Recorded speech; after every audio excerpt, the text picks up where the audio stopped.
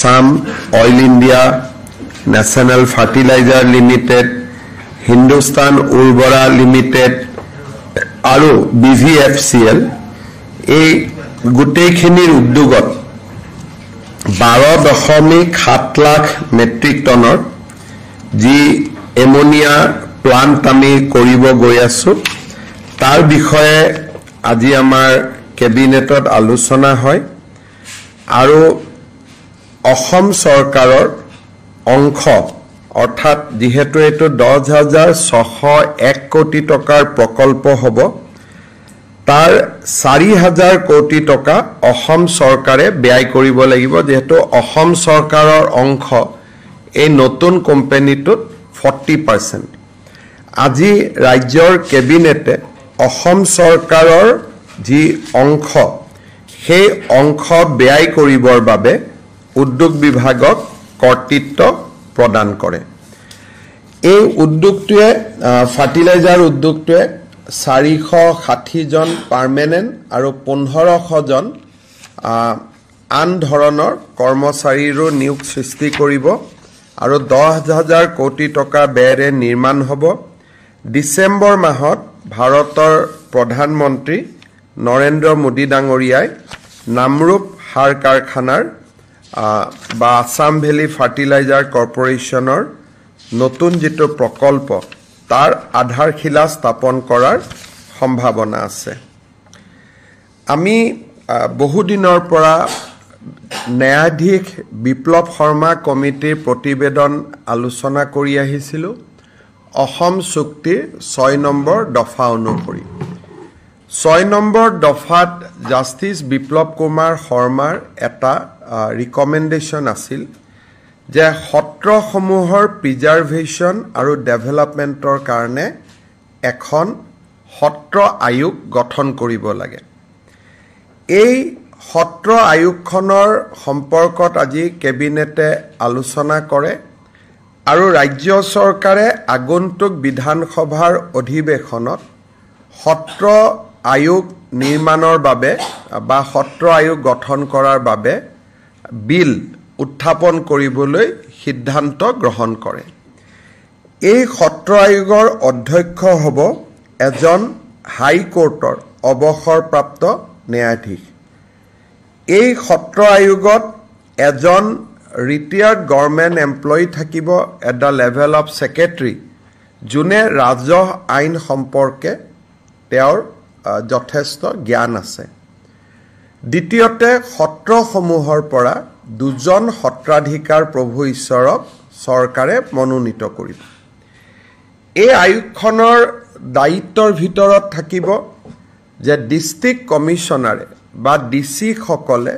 সত্ৰৰ ওপৰত দিয়া মাটিবাৰীৰ ওপৰত দিয়া যিকোনো ৰায়ক এই আয়োগৰ ওচৰত এপিল কৰিব পাৰিব দ্বিতীয়তে এই সত্ৰ আয়োগখনে মাটিবাৰীৰ সম্পৰ্কত যদি ডেপুটি কমিশনাৰে ব্যৱস্থা নলয় এই সত্ৰ আয়োগখনে নিজাকৈ তদন্ত কৰি তেওঁলোকে ব্যৱস্থা লবলৈ ডিসি আৰু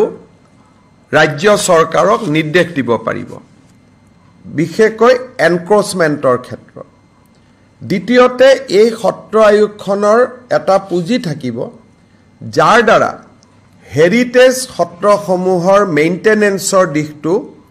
এই সত্ৰ আয়োগখনে চকু দিব আৰু এই সত্ৰ আয়োগখনে হাইকোৰ্ট আৰু ডিসিৰ মাজত এটা যদি কোনোবা ব্যক্তিয়ে ভাবে যে মই ৰায়তি আছিলো মই সত্ৰৰ মাটি পাব লাগে আগতে দেৱানী আদালতসমূহত গৈ সত্ৰসমূহৰ বিপক্ষে তেওঁলোকে কিছুমান জাজমেন্ট লৈ আহে এতিয়া সত্ৰ আয়োগৰ ওচৰতহে তেওঁলোকে এপিল কৰিব পাৰিব আৰু সত্ৰ আয়োগৰ পিছতহে তেওঁলোকে হাইকোৰ্টলৈকে যাব পাৰিব অৰ্থাৎ মাটিবাৰীৰ ক্ষেত্ৰত ৰাজ্য চৰকাৰ আৰু জিলা আয়ুক্ত সকলৰ ওপৰত এই সত্ৰ আয়োগখনে এটা ক্ষমতা পাব যি ক্ষমতাৰ জৰিয়তে সত্ৰৰ ভূমিসমূহ সংৰক্ষণৰ বাবে সত্ৰ আয়োগে সফল পদক্ষেপ গ্ৰহণ কৰিব পাৰিব ই অসম চুক্তিৰ 6 নম্বৰ দফাত জাষ্টিস বিপ্লৱ শৰ্মা কমিটিৰ ই এটা ৰিকমেণ্ডেশ্যন আছিলে এই ৰিকমেণ্ডেশ্যনটোক ৰাজ্য চৰকাৰে অকল গ্ৰহণ কৰাই নহয়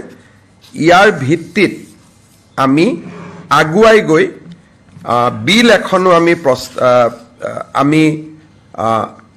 ৰেডি কৰিছো কেবিনেটত এপ্ৰুভ কৰিছো